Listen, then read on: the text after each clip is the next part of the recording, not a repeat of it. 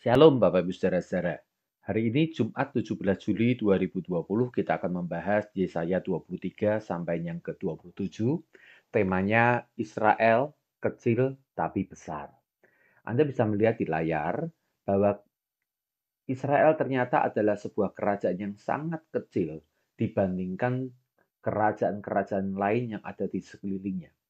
Mesir sudah menjadi kerajaan yang besar sejak lama. Di sekitar Israel ada kerajaan Arab, Aram, Moab, Edom yang mengelilinginya, termasuk Tirus, Filistin, dan beberapa yang lain. Lalu kemudian, sementara itu sedang muncul kerajaan-kerajaan yang besar yang akan menjadi penguasa atas seluruh wilayah Mesopotamia ini. Dimulai dari kerajaan Asyur atau Assyria yang hari itu telah menjadi ancaman bagi Israel Utara dan juga Yehuda. Lalu nanti belakangan Asyur akan dikalahkan oleh Babilonia atau kerajaan Babel. Kerajaan Babel mengalahkan Asyur dan dia menjadi penguasa atas keseluruhan dari daerah Mesopotamia ini. Dan belakang setelah itu muncullah kerajaan Media dan Persia yang mengalahkan Babel dan mengambil alih banyak sekali wilayah dari kerajaan Babel ini. Asyur sudah dilihat di dalam nubuatan Yeremia, Yesaya, demikian juga Babel banyak dikutip di dalam nubuatan Yesaya. Media dan Persia sedikit dikutip oleh Yesaya. Namun lebih jauh daripada Media Persia nanti akan muncul kerajaan yang lebih besar, yakni kerajaan Yunani atau kerajaan Makedonia.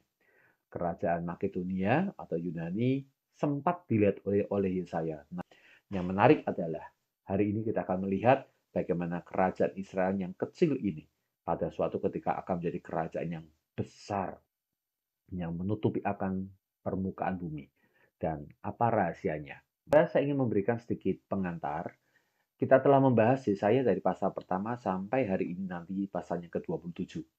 Saya ingin memberikan sedikit gambaran besar. Pasal pertama sampai kelima membahas tentang nubuatan Yesaya yang menceritakan kesalahan-kesalahan dari kerajaan Yehuda. Mereka ditegur karena Tuhan telah mengasihi Yehuda, meletakkan namanya yang kudus atas Yerusalem. Namun mereka adalah kerajaan atau umat yang tidak menghasilkan keadilan dan kebenaran. Seperti kebun anggur yang sudah disiangi dengan baik, namun anggur yang dihasilkan adalah masam. Maka jangan heran mereka akan dihukum oleh Tuhan. Lalu kemudian pasal 6 sampai 16 sampai 12 memberikan catatan tentang Immanuel, kelahiran seorang bayi dari seorang perawan sebagai tanda keselamatan yang akan datang jika Raja Ahaz dia sungguh-sungguh percaya kepada Tuhan. Anda ingat Ahaz waktu itu menghadapi serangan Aram yang bergabung dengan Israel Utara dan dia ketakutan sekali. Lalu kemudian diteguhkan Yesaya untuk bersandar kepada Tuhan. Namun kita tahu ternyata Ahaz sudah diberikan tanda ajaib tentang kedatangan Immanuel. Tetap saja dia menolak Tuhan dan dia justru berpaling kepada kerajaan Asyur. Dengan demikian, maka Ahaz jatuh pada kesalahan yang kedua. Bukan saja rakyatnya seperti kebun anggur yang busuk, namun juga sang raja tidak bersandar kepada Tuhan. Lalu kemudian ditulislah serangkaian hukuman Tuhan atas bangsa-bangsa yang menindas Yehuda. Dimulai dari Babel, lalu Asyur, Filistin, Moab, Aram Damsik, kemudian Israel Utara. Lalu ditutup dengan sebuah subbagian kengerian bangsa-bangsa. Semua bangsa-bangsa yang hari itu menjadi lawan daripada Yehuda dihancurkan dengan luar biasa sehingga bangsa-bangsa merasa ngeri. Ini Yehuda kok bisa menang atau musuh-musuh Yehuda kok bisa dikalahkan? Bagaimana ceritanya? Mengapa hal itu terjadi? Lalu dilanjutkan dengan hukuman Tuhan atas Ethiopia dan Mesir. Ini kerajaan besar. Ya, Babel, Edom, Arabia dan Kedar. Lalu masuk kepada Yerusalem yang menjadi sasaran utama daripada penghakiman Tuhan sebenarnya. Lalu juga atas Tirus dan Sidon. Lalu ditutup dengan penghakiman atas seluruh bangsa-bangsa. Ini menceritakan bagaimana Tuhan ya telah memiliki sebuah pengadilan yang jelas. Orang yang bersalah akan mendapatkan hukuman yang jelas. Lalu kemudian ditutup dengan Bagian berikutnya yakni nyanyian keselamatan yang menceritakan nyanyian syukur atas penghakiman dunia. Lalu nyanyian syukur atas Yerusalem yang kemudian menjadi pusat ibadah seluruh bangsa, dan di Yerusalemlah semua bangsa akan bertekuk lutut untuk mencari Tuhan Allah pencipta langit dan bumi. Lalu terakhir, nyanyian syukur atas pemulihan 12 suku Israel, di mana nama Tuhan akan dipermuliakan lagi. Mari kita sekarang membahas bagian demi bagian. Yesaya 23 menjelaskan hukuman Tuhan atas Tirus dan Sidon. Tirus dan Sidon, atau nama lainnya Kitim, adalah bangsa yang dikenal belakangan sebagai bangsa Fenisia. Mereka adalah penguasa lautan dan perdagangan di kawasan Mediterania sampai ke Spanyol, bahkan sampai ke Asia. Anda ingat bahwa Daud memiliki kerjasama dagang dengan mereka, bahkan Salomo meningkatkan dalam perjanjian persaudaraan dan berkongsi dengan Raja Tirus dalam membangun pelayaran dan perdagangan. Hubungan baik Israel dan Tirus ini bahkan berlangsung cukup panjang. Di masa Ahab memerintah Israel Utara, ia memperistri Isabel, putri Raja Sidon. Namun belakangan hari Tirus berkhianat. Ia menyerang Israel di masa Yerobeam II menjadi lemah, lalu menawan rakyatnya dan menjual mereka sebagai budak atas Edom. Ini tercatat pada kitab Amos. Untuk hal ini, maka Tuhan memberikan hukuman yang keras atas Tirus dan Sidon. Ayat 6-13 menjelaskan bagaimana Tuhan menghukum mereka. Ingat, Yesaya bernubuat sekitar tahun 725 sebelum Masehi. Namun ada nubuatan yang menceritakan bahkan melampaui 100 tahun dari apa yang telah dinubuatkan yang di masa hidup dari Yesaya ini. Ayat yang ke-6 dijelaskan pelabuhan Tirus akan dihancurkan, dan itu terjadi saat Asyur menyerang kota pulau itu pada 664 sebelum Masehi. Ayat 13 menjelaskan bahwa Tirus akan dihancurkan bukan oleh Asyur, bukan oleh Mesir, tapi oleh orang Kasdim atau orang Babel. Dan ayat 14 dilanjutkan, pelabuhan Tirus akan dihancurkan lagi. Dan ini terjadi saat Nebukadnezar Raja Babel itu menyerang akan Tirus dan meratakan kota-kota bentengnya pada tahun 572 sebelum Masehi. 150 tahun sejak Yesaya bernubuat. Ayat 15-16 bahkan lebih jauh lagi dikatakan Tirus dan Sidon akan dipulihkan Tuhan setelah 70 tahun, yakni setelah lewat satu dinasti kerajaan. Berarti nubuatan ini berlangsung 200 tahun lebih daripada masa Yesaya menyampaikannya. Dan memang terjadi 70 tahun setelah pembuangan Babel, Raja Koresi yang berasal dari Media Persia dibangkitkan Tuhan mengalahkan akan Babel. Lalu kemudian Tuhan menggerakkan hati Raja Koresi untuk memulangkan Israel kembali ke tanah kediamannya. Nah, rupanya di tanah Babel, bukan saja Israel Utara dan Israel Selatan Yehuda kembali bersatu, namun juga Tirus Sidon ikut bergaul dengan mereka dan mengenal akan Tuhan Allah Israel. Terbukti kala 70 tahun kemudian Israel kembali ke Yerusalem, maka orang-orang Tirus Sidon ini ikut dalam rombongan Israel kembali ke tanah Kanaan. Mereka ikut bersama dengan rombongan Nehemia, tercatat pada Nehemia 13 ayat yang ke-16. Lalu ayat 17 dan 18 menjelaskan bagaimana Sidon akan kembali berdagang ke berbagai penjuru, namun sekarang tidak lagi angkuh, melainkan kemakmuran yang didapatkan disimpan dan dipersembahkan untuk Tuhan. Nah, saudara, Anda mungkin ingat bahwa Tuhan Yesus ketika ia ada di tengah-tengah pelayanannya di Israel, pernah menyingkir ke Tirus Sidon, tercatat pada Markus 5 ayat 21, di mana di sana ia menyembuhkan anak dari perempuan Kanaan yang kerasukan setan. Lalu belakangan Paulus juga berlayar ke Tirus.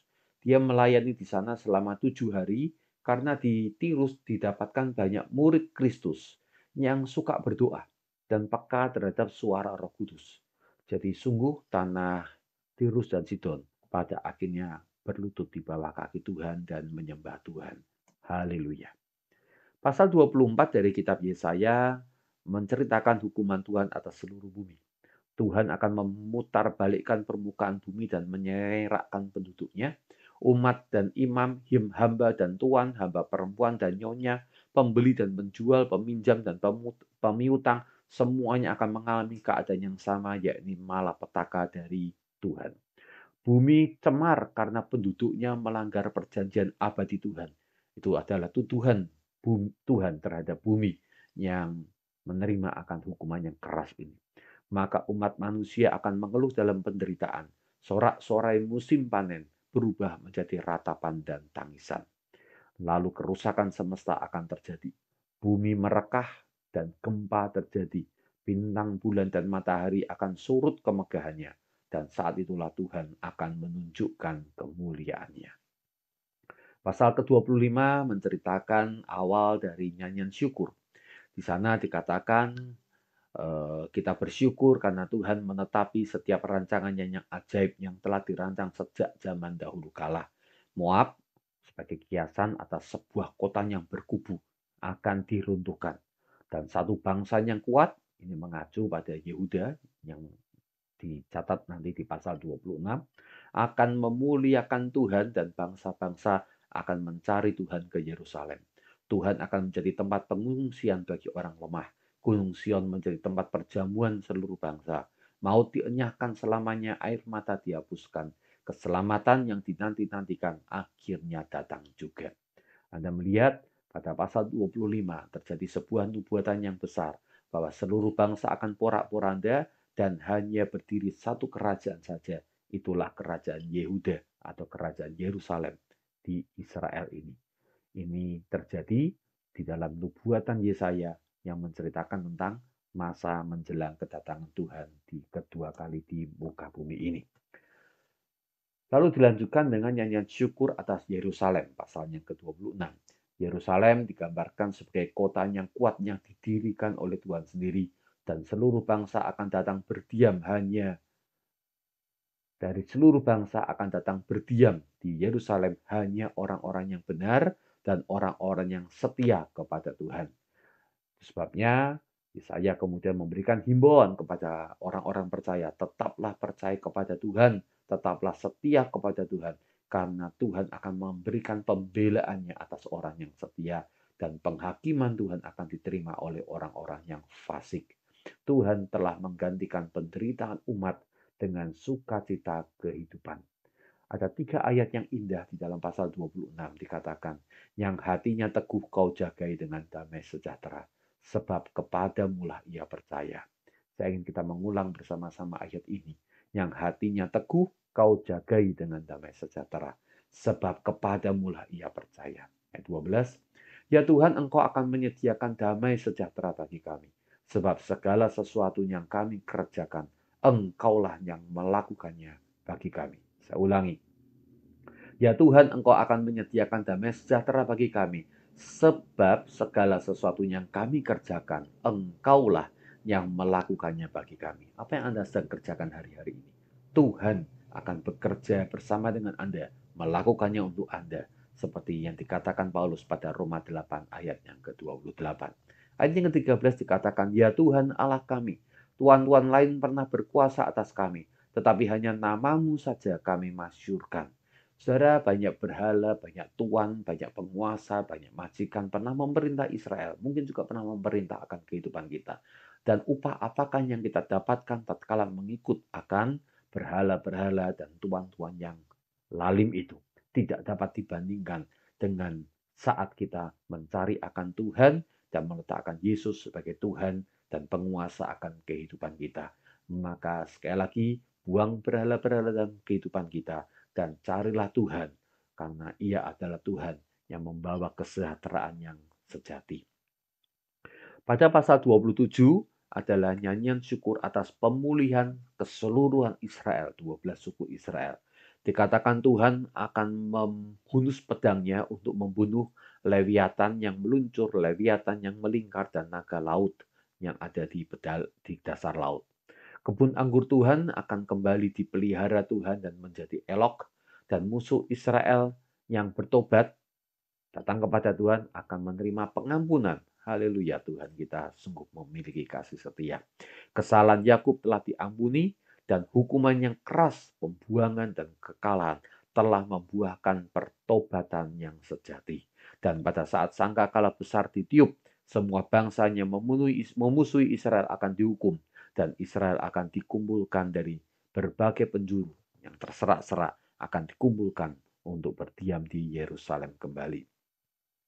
Ayat yang ke-6 dari pasal 27 adalah ayat emas. Dikatakan, pada hari-harinya akan datang, Yakub akan berakar, Israel akan berkembang dan bertunas, dan memenuhi bumi dengan hasilnya. Inilah yang dikatakan kecil tapi besar.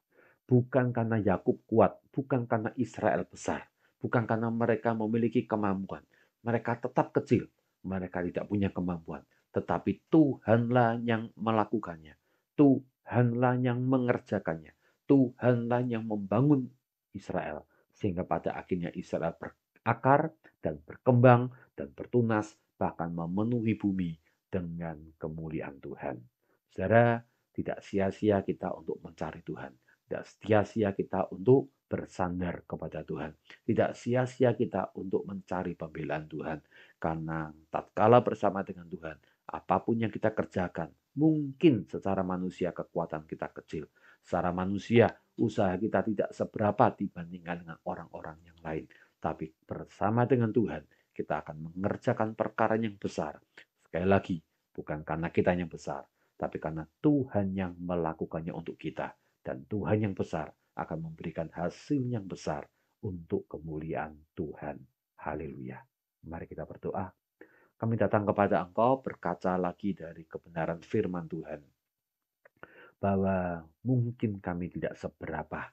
Orang-orang memandang kami rendah dan hina.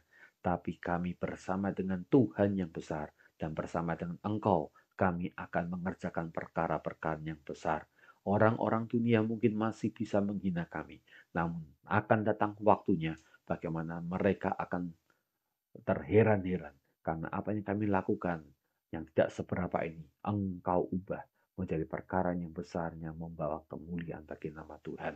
Berikan kami hati yang tetap setia kepada Engkau, karena sungguh yang hatinya teguh Kau jagai dengan damai sejahtera, sebab kepadamulah aku percaya bahwa Engkau akan menyediakan damai sejahtera bagi kami, sebab segala sesuatu yang kami kerjakan, Engkaulah yang melakukannya bagi kami. Sebab hanya Engkaulah Tuhan yang memuaskan kami dibandingkan dengan tuan-tuan lain, ilah-ilah lain, berhala-berhala lain, atau manusia-manusia yang lain yang pernah kami andalkan. Engkau memberikan jauh lebih indah daripada semuanya.